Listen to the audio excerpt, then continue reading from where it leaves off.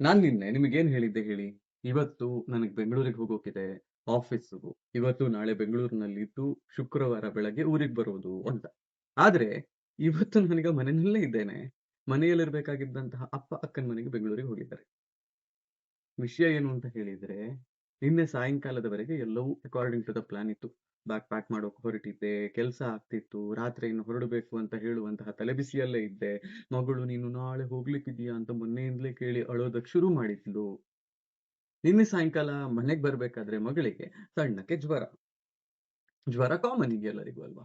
ಆದ್ರೆ ಜ್ವರದ ಜೊತೆಯಲ್ಲಿ ಮೈಯಲ್ಲಿ, ಕೈಯಲ್ಲಿ ಅಲ್ಲಲ್ಲಿ ಗುಳ್ಳೆಗಳು. ಚಿಕನ್ ಪಾಕ್ಸ್ ಇರಬಹುದು ಅಂತ ಇನಿಷಿಯಲಿ ಆಲೋಚನೆ ಬಂತು.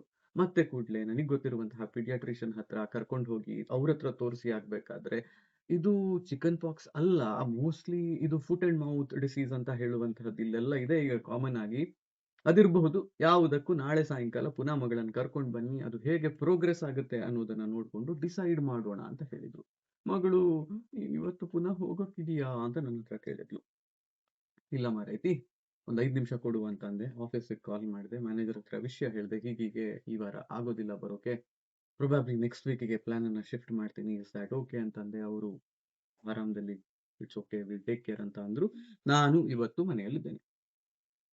ಅಪ್ಪ ಯಾವುದೇ ಪ್ಲಾನ್ ಇಲ್ದೇ ಇದ್ದವರು ಅಕ್ಕನ ಮನೆಗೆ ಅವರು ಹೋಗದೆ ವರ್ಷಗಳೇ ಆಗಿತ್ತು.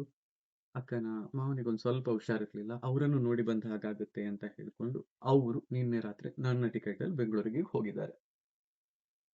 ಪ್ಲಾನಿಂಗ್ ಬದುಕಲ್ಲಿ ಮಾಡಬಾರ್ದು ತುಂಬಾ ಅಂತ ಹೇಳೋದು ಇದೇ ಕಾರಣಕ್ಕೆ. ನೋಡಿ, ಈ ಅಪಘಾತದ ಮುಂಚೆ, ಅಪಘಾತದ ಜೊತೆಗೆ, ಅಪಘಾತದ ನಂತರ ಒಂದಿಷ್ಟು ಘಟನೆಗಳನ್ನು ಯೋಚನೆ ಮಾಡಿದಾಗ ಹಾಗೆ ಆಗುತ್ತೆ. ನನ್ನ ಆಫೀಸಲ್ಲಿ ಒಬ್ಳು ಹುಡುಗಿ ಇದ್ದಾಳೆ. ನನಗಿಂತ 4, 5 ವರ್ಷ ಜೂನಿಯರ್ ಅವಳು. ತುಂಬಾ ಆತ್ಮೀಯತೆ ಇತ್ತು. ಅವಳು ಅವಳ ಎಂಗೇಜ್‌ಮೆಂಟ್‌ಗೆ ನಾನು ಮತ್ತೆ ಅಪೂರ್ವ ಇಬ್ರೂ ಬರ್ಬೇಕು ಅಂತ ಇನ್ವೈಟ್ ಮಾಡಿದ್ಲು.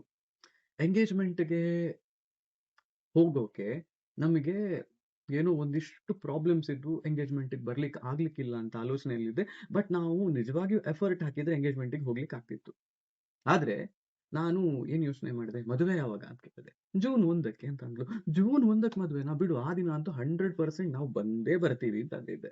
ಎಂಗೇಜ್‌ಮೆಂಟ್‌ಗೆ ಮದುವೆಗೆ ಹೋಗೋಕಿದೆ ಅಂತ ಹೇಳುವ ಕಾರಣಕ್ಕೆ ಹೊರಡ್ಲಿಲ್ಲ ನಾವು. ನಾವು ಮೇ 20ಕ್ಕೋ 21ಕ್ಕೋ ಏನೋ ಊರಿಂದ ಮತ್ತೆ ಬೆಂಗಳೂರಿಗೆ ಹೋಗಿದ್ದು. ಜೂನ್ 1ಕ್ಕೆ ಮತ್ತೆ ವಾಪಸ್ ಇವಳ ಮದುವೆಗೆ ಬರ್ಬೇಕು ಅಂತಿತ್ತು. ಹಾಗಾಗಿ ಊರ್ನಲ್ಲೇ ಕಾರಿಟ್ಟಿದ್ದು.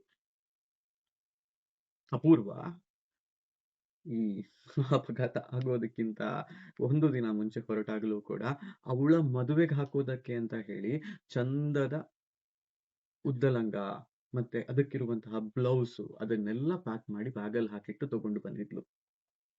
ಮಗಳಿಗೆ ಅದೇ ರೀತಿಯ ಚಂದದ ಬಟ್ಟೆಯನ್ನು ಕೂಡ ಅವಳು ತಂದಿದ್ಲು. ನನ್ನ ಬಟ್ಟೆಗಳನ್ನ ಮಾತ್ರ ನಾನು ತರ್ಲಿಕ್ಕಿದ್ದಿದ್ದು. ಊರಿಗ್ ಬಂದಾಗ ಆ ಸರ್ತಿ ಅವಳು ಹೇಳಿದ್ಲು, "ಈ ಸರ್ತಿ ನಾವು ಮಗಳ ಜೊತೆ ಎಲ್ಲೊಂದು ಫೋಟೋ ಶೂಟ್ ಮಾಡ್ಲೇಬೇಕು" ಅಂತ. ಮಗಳಿಗೆ 1 ವರ್ಷ ಇದ್ದಾಗ ಫೋಟೋ ಶೂಟ್ ಮಾಡಿದಂತಹದ್ದು ನಮ್ಮ 3 ಜನರ ಫೋಟೋ ಇತ್ತು. ಆ ಫೋಟೋವೇ ಇವತ್ತು ನನ್ನ WhatsApp‌ನಲ್ಲಿರುವಂತಹ ಡಿಸ್ಪ್ಲೇ ಪಿಕ್ಚರ್ ಇರುವಂತಹದ್ದು. ಅದೇ ನನ್ನ ಹತ್ರ ಇರುವಂತಹ ಅತಿ ಸುಂದರ ಫೋಟೋಗಳಲ್ಲಿ ಒಂದು. ನಿನ್ ಮಗಳು ದೊಡ್ಡವಳಾಗ್ತಾಳೆ. ದೊಡ್ಡವಳಾದ್ಮೇಲೆ ಈ ಕ್ಯೂಟ್‌ನೆಸ್ ಇರೋದಿಲ್ಲ. ಈ ಕ್ಯೂಟ್‌ನೆಸ್ ಈಗ್ಲೇ ಬೇಕು ಅಂತಂದ್ರೆ, ಈಗ್ಲೇ ಫೋಟೋ ತೆಗಿಬೇಕು ಅಂತ ಅವಳ ಆಲೋಚನೆ ಇತ್ತು. ಆಯ್ತು ಅಂತ ಕೂಡ ನಾನು ಹೇಳಿದ್ದೆ. ಅವರು 27ನೇ ತಾರೀಕು ಬೆಳಗ್ಗೆ ಊರಿಗ್ ಬರೋದು. ನಾನು 29, 30ನೇ ತಾರೀಕಿಗೆ ಬರೋದು. ಬರುವಾಗ ವೀಕೆಂಡಲ್ಲಿ ಒಂದು ಅರ್ಧ ದಿನ ಟೈಮ್ ಮಾಡಿಕೊಂಡು ಹೋಗಿ ಪುತ್ತೂರಿನಲ್ಲಿ ಫೋಟೋ ಶೂಟ್ ಮಾಡೋದು ಅಂತೆಲ್ಲ ಆಲೋಚನೆ ಇತ್ತು. ಫೋಟೋಗ್ರಾಫರ್‌ಗಳನ್ನ ಹುಡುಕೋದು, ಪೋಸ್ ಹುಡುಕೋದು ಎಲ್ಲವೂ ಕೂಡ ಅಪೂರ್ವನದ್ದೇ ಕೆಲಸ. ಅವಳು ಆರಾಮದಲ್ಲಿ ಅದೆಲ್ಲ ಮಾಡ್ತಾಳೆ. ಸೊ ಅಲ್ಲೇನು ಹೆಚ್ಚಿನ ಆಲೋಚನೆ ಇರ್ಲಿಲ್ಲ. ಬಟ್ ವಿಧಿ ಹೀಗ್ ಮಾಡ್ತು. 27ನೆಯ ತಾರೀಕಿಗೆ ಬರಬೇಡಿ ಅಂತ ಹೇಳುದ್ದಕ್ಕೂ ಕೂಡ ತುಂಬಾ ಜನ ಇದ್ರು. ಆ ದಿನ ಆಕ್ಚುಲಿ ಅಪೂರ್ವ ಊರಿಗೆ 27ಕ್ಕೆ ಬಂದದ್ದು ಯಾಕೆ ಅಂತ ಹೇಳಿದ್ರೆ, ಆ ದಿನ ಮನೆಯಲ್ಲಿ ಅವಳ ಅಜ್ಜನ ತಿಥಿ. ಗಂಡೆ ಪುಣ್ಯಗೆ.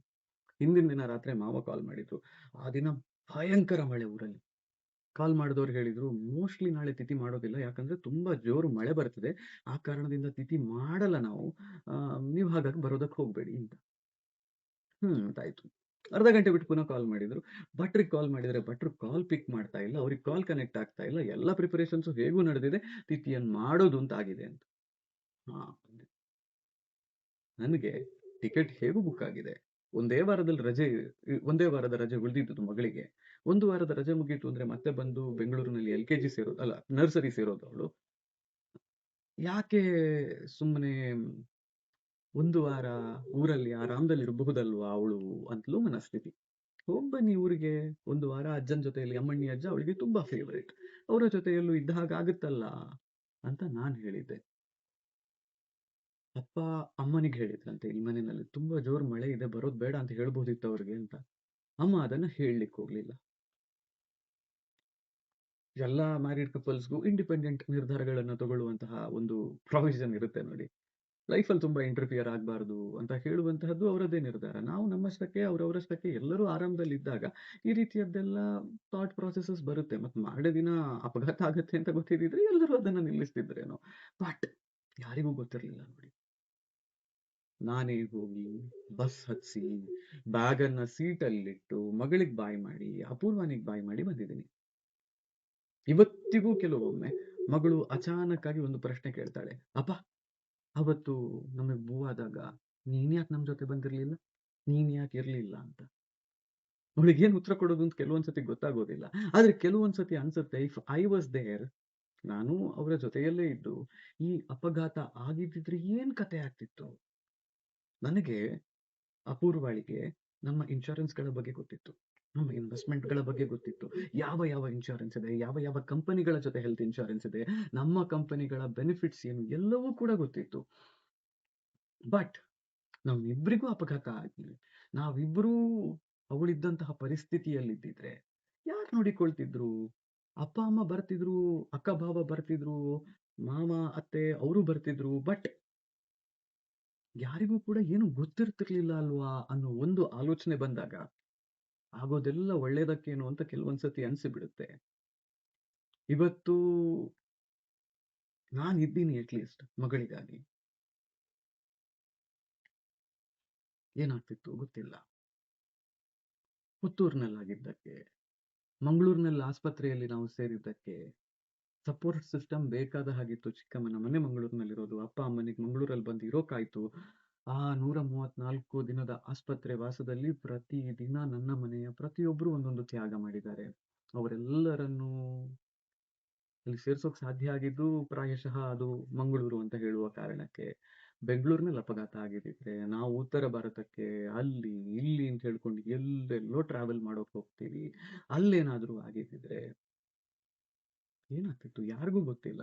ಸೊ ಹಾಗಾಗಿ ದೇವ್ರನ್ನ ನಂಬ್ತೀಯಾ ನೀನು ಅನ್ನುವ ಪ್ರಶ್ನೆಯನ್ನು ಎಷ್ಟೋ ಸರ್ತಿ ತುಂಬಾ ಜನ ನನಗೆ ಹೀಗೆಲ್ಲ ಆದಾಗ ಈಗೀಗ ಕೇಳ್ತಾರೆ.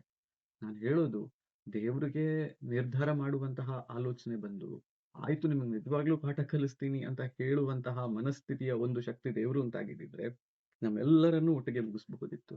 ಅಥವಾ ಅಮ್ಮನನ್ನು ಮಗಳನ್ನು ಮುಗಿಸಿ ನಾನೊಬ್ಬನನ್ನ ಬಾಕಿ ಇಡಬಹುದಿತ್ತು. ಅಥವಾ ನಮಗ್ 3 ಜನಕ್ಕೆ ಬೇರೆ ಬೇರೆ ರೀತಿಯ ಪೆಟ್ಟನ್ನ ಕೊಟ್ಟು ಜೀವನದುದ್ದಕ್ಕೂ ಇನ್ನೊಬ್ಬರ ಮೇಲೆ ಡಿಪೆಂಡೆಂಟ್ ಆಗುವ ಹಾಗೆ ಮಾಡಬಹುದಿತ್ತು. ನಮ್ಮತ್ರ ಇರುವಂತಹ ದುಡ್ಡು, ಆಸ್ತಿ, ಪಾಸ್ತಿ, ಅಂತಸ್ತು ಅದು ಇದು ಅಂತ ಹೇಳ್ತೀವಿ. ಬಟ್ ನಿಮ್ಮತ್ರ ಎಷ್ಟೇ ದುಡ್ಡಿದ್ರು, ಎಷ್ಟೇ ಆಸ್ತಿ ಪಾಸ್ತಿ ಇದ್ರು, ದೇವರು ಮನ್ಸು ಮಾಡಿದ್ರೆ ಅದನ್ನ ಟಕ್ ಅಂತ ಹೇಳಿ ಒಂದು ಕ್ಷಣದಲ್ಲಿ ಪುಡಿ ಮಾಡಿ ಹಾಕಬಹುದು.